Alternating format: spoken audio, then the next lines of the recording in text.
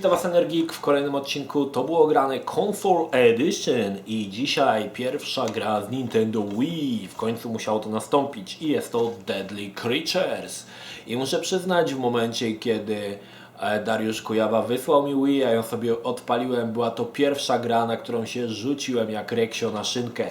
I muszę przyznać, że jest to tytuł, który gdy wyszedł, z którego to jest roku? W 2008 roku i przeczytałem recenzję chyba, no musiałem przeczytać ją w PSX Extreme. Muszę przyznać, że sama idea gry tak mi się spodobała, że bardzo zapragnąłem w nią zagrać i początkowo próbowałem zagrać to na emulatorze. Niestety na emulatorze ta emulacja Wilota przy użyciu klawiatury sprawdza się, no powiedzmy, dosyć miernie i niestety w którymś momencie gra już praktycznie była nie do przejścia dla mnie i dopiero gdy już stałem się posiadaczem własnej konsoli Nintendo Wii, mogłem tą grę rozpocząć. Muszę przyznać, że w momencie kiedy odpaliłem Nintendo Wii, była to pierwsza gra, którą od razu odpaliłem i którą zapragnąłem zagrać.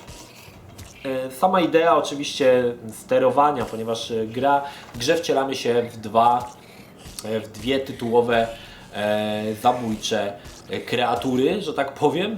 Jest to żeńska tarantula oraz skorpion. Tutaj co prawda jest na okładce wąż, ale wąż jest akurat jednym z bossów. To jest dokładnie jakiś grzechotnik diamentowy, czy jakoś tam to się nazywa. Samych takich gier, gdzie sterowaliśmy insektami, owadami, jakimiś małymi zwierzątkami było dosyć sporo i muszę przyznać, że grałem w wiele z tych gier i one mi się ogólnie podobały. Tu przytoczę chociażby tytuły Dwie części Mr. Mosquito, Banzai Bug, omawiane w to było grane Bad Mojo, strategiczny Battle Bugs, jeżeli ktoś jeszcze pamięta, i pewnie jeszcze jakieś tam tytuły były, których dzisiaj nie pamiętam, jednakże wszystkie te gry, może poza Bad Mojo, oferowały dosyć śmieszną grafikę i takie luźne podejście do tematu. Natomiast Deadly Creatures faktycznie to gra taka, można powiedzieć, bardziej hardkorowa, pokazująca, no nie wiem czy prawdziwe życie, bo nie jestem jakimś tutaj specjalistą od tego typu stworzeń, ale faktycznie gra stara się jak najbardziej realistycznie pokazać życie i tarantuli, i skorpiona i ich codzienną walkę w ich, można powiedzieć, naturalnym środowisku. I muszę przyznać, że ten element został fajnie pokazany, ponieważ i skorpion, i tarantula to są drapieżniki i przeciwko nam twórcy rzucają przeróżne inne owady, także i małe ssaki, z którymi walczymy. I to jest dosyć ciekawe, kiedy na przykład naszym wrogiem staje się mysz czy szczur, z którym walczymy właśnie tarantulą bądź skorpionem. To jest taka walka w takiej mikroskali, to udało się doskonale ukazać. Gra posiada pewne pewne wady, o których zaraz Wam powiem, ale sama ta idea stworzenia gry, w której sterujemy stworzeniami, no powiedzmy takie, które no nie są za bardzo przyjemne w obyciu, i skorpion, i tarantula, szczególnie włochata tarantula jest dosyć taka ale i tak zostało to, właśnie to jest dosyć ciekawe podejście i tego typu gier ogólnie za dużo nie ma i trzeba przyznać, że jest to jedna z takich gier, które oferują całkowicie nowy temat, nowe podejście do mechaniki, do rozgrywki dla ludzi, nie wiem, którzy już nie chcą grać w kolejne klony FPS-ów, Assassin's Creedów i innych tego typu rzeczy. Faktycznie Deadly Creatures jest grą, która stanowi odskocznię i stanowi coś po prostu świeżego. W grze jest oczywiście fabuła.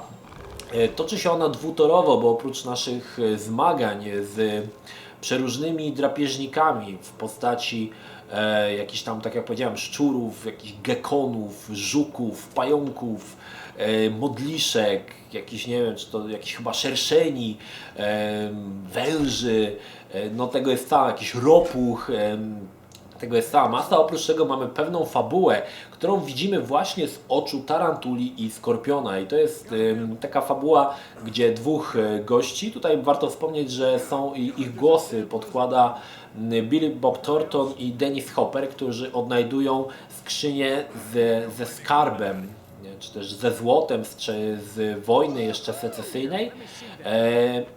No i oni tą no nie chcę Wam mówić, co tam dalej będzie. W każdym razie mamy jakby jakąś fabułę, którą obserwujemy właśnie z oczu tych dwóch stworzeń. To, co zostało fajnie pokazane, to oczywiście skala, gdzie elementy, które mamy na co dzień, widzimy na co dzień, faktycznie w oczach i tarantuli, i skorpiona stają się gigantycznymi obiektami do przejścia, które posiadają mnóstwo zakamarków. Na początku gra może troszkę faktycznie mniej z tego korzysta, bo dzieje się jakby w środowisku naturalnym, więc mamy jakieś tam pola, jakieś tam takie pustynne tereny. Tutaj może tego mniej widać, ale w momencie, chyba najfajniejszy moment jest, kiedy zwiedzamy jakąś taką przewróconą ciężarówkę i faktycznie ten element, kiedy możemy wchodzić po tych ciężarówkach i faktycznie przejście z jednego krańca na drugi to jest kawał drogi. Dodatkowo tam wiadomo, możemy wejść do tej ciężarówki, zobaczyć, właściwie przejść się po każdym elemencie, zajrzeć do silnika, bo też tam schodzimy. No tutaj naprawdę czuć tą skalę i ten fantastycznie oddaną właśnie tą skalę, kiedy jesteśmy małym stworzeniem i poruszamy się po obiektach, które dla nas są naturalne, a które dla właśnie dla takiej tarantuli czy skorpiona stanowią dość ogromny obiekt do przemierzenia i to się właściwie bardzo fajnie udało.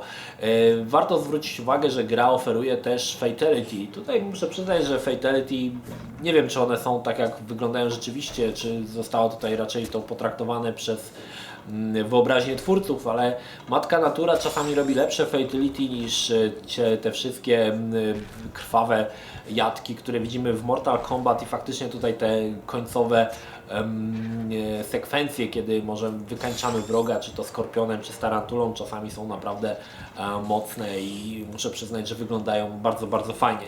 Tak jak mówiłem, w grze są bossowie, to już na przykład wąż, tutaj tak jak mówię ten grzechotnik, z którym walczymy tarantulą, ale tutaj też warto zwrócić uwagę, że ostatnim bossem, już w ostatniej sekwencji, to Wam zdradzę, jest człowiek, z którym walczymy i to też ma swoje takie dosyć fajny klimat, można powiedzieć, że to przypomina troszkę walkę z Shadow of the Colossus i też się to fajnie udało oddać właśnie tą skalę i potęgę człowieka w obliczu takiego małego stworzonka, jakim jest skorpion i pająk.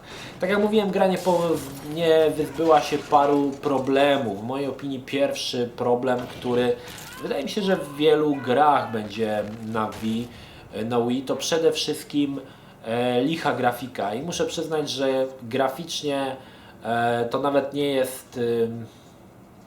jest poziom PlayStation 2.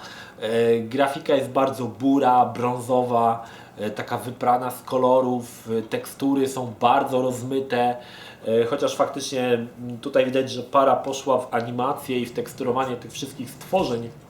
Natomiast tło zostało potraktowane troszkę po macoszemu i faktycznie widać tutaj tą różnicę, że tło wygląda dosyć licho. Wszystkie gameplaye, które widzicie, były zrzucane bezpośrednio z konsoli, także tutaj nie grałem na emulatorze, który podbija tą grafikę jeszcze dodatkowo.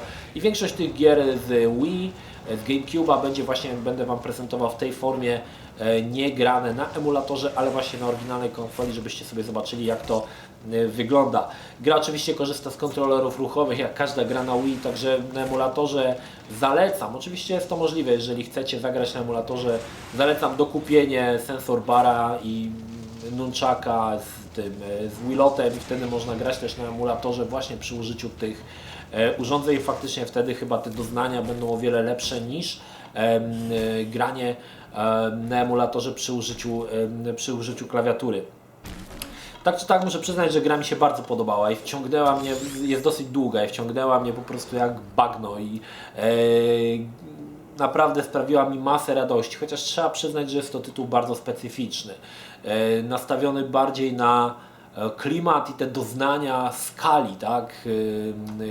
Skali obiektów, które spotykamy, postaci zwierzaków, które znamy, które nie są dla nas jakimś dużym zagrożeniem, bądź nie zwracamy na nie uwagi, a tutaj stają się one dla nas śmiertelnymi wrogami. To jest bardzo fajnie oddane. Ale tak jak mówię, dla fanów wypasionej grafiki, to faktycznie te gry ta gra nie będzie tutaj, nie znajdzie się tutaj nic takiego, ponieważ no, grafika faktycznie tutaj pod tym kątem, szczególnie grafika TEU, no leży po całości. Tak jak mówię, no nie jest nawet to jakość PlayStation 2, ale no on o oczko niżej, także no muszę przyznać, że tutaj wypadło to dosyć słabo, ale jeżeli się oczywiście przymkniecie na to oko, bądź dla Was grafika nie stanowi takiego problemu, będziecie mogli zagrać w bardzo fajną grę, nietuzinkową, z fajnym pomysłem, w grę, w którą tematyka, której w grach za często nie jest poruszana, i myślę, że to jest właśnie fajne. To też chyba po części dlatego się na tą grę tak rzuciłem, że to było coś świeżego, coś nowego, co no, rzadko się zdarza, tak? W grach wideo, żebyśmy mogli jednak zagrać pająkiem i skorpionem, i to jeszcze w takim ich naturalnym środowisku, w taki powiedzmy realistyczny sposób. Także to chyba pierwsza taka gra, która coś takiego oferuje. No cóż, słuchajcie, powiem Wam szczerze, że ubawiłem się świetnie. Wszyscy grali w Fallouta 4, ja grałem w Deadly Creatures i bawiłem się po prostu rewelacyjnie, machając wilotem i nunchakiem na wszystkie strony, wykonując Fatality i śledząc fabułę, która nie jest skomplikowana, jest bardzo prosta, ale tutaj nie chodzi o tą fabułę, tylko głównie chodzi o ten taki survival naszych stworzeń w ich naturalnym środowisku, jak i w środowisku człowieka, bo pod koniec oczywiście gra przenosi się może tutaj kolejna wada w mojej opinii, że za dużo takich jest lokacji w naturalnym środowisku, które nie są za ciekawe, a za mało lokacji, które dzieją się na przykład w domu. Oczywiście pod koniec gra jakby przyspiesza, gdzie mamy właśnie zwiedzamy ten samochód, potem przenosimy się do domu i możemy zwiedzić tam jakąś chałupę i naprawdę tutaj jest faktycznie ta skala jest odczuwalna najbardziej. I to, co mi się jeszcze też mało podobało, to to, że gra jest bardzo statyczna pod kątem jakichś skryptów. Przydałoby się tego więcej, że nie wiem, idziesz tarantulą i nagle coś spada, albo ktoś tam przechodzi, tak, i o mało Cię nie zdeptuje. Przydałoby się więcej tego typu elementów. Pod koniec jest troszkę tych skryptów więcej, ale na początku to jest całkowita brędza i bida i wszystko jest tak niesamowicie statyczne, że czasami aż boli. I też na przykład, gdy zwiedzało się samochód i można było się dostać na klakson, aż prosi się o to, że jak tą tarantulą się skacze na ten klakson, żeby ten klakson wydał z siebie jakiś dźwięk, żeby coś tutaj się działo, ale niestety nie. Szkoda, że tych elementów, że troszkę pokpiono tutaj ten environment, że on jest taki mało interaktywny, bo gdyby to właśnie było więcej, to byłoby więcej tych smaczków, to nawet gracze by chcieli zwiedzać te całe tereny przygotowane przez twórców tylko po to, żeby zobaczyć, tak, co się tam dzieje.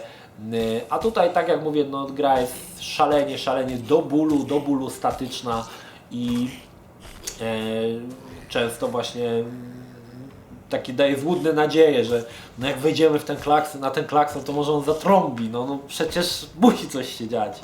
No ale się nie dzieje niestety i bida. Także tutaj takie wady. Samą grę jak najbardziej polecam, Deadly Creatures na Nintendo Wii, bo jest to fajny tytuł. Kupiłem go chyba na Allegro za jakieś 10 zł, także koszta nie są duże.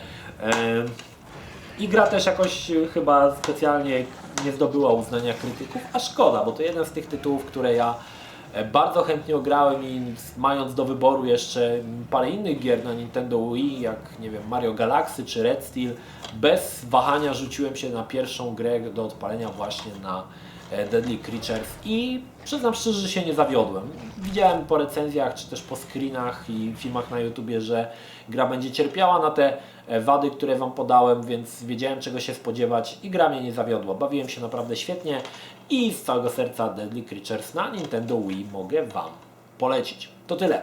Pozdrawiam Was, Energii, trzymajcie się, do następnego. Cześć!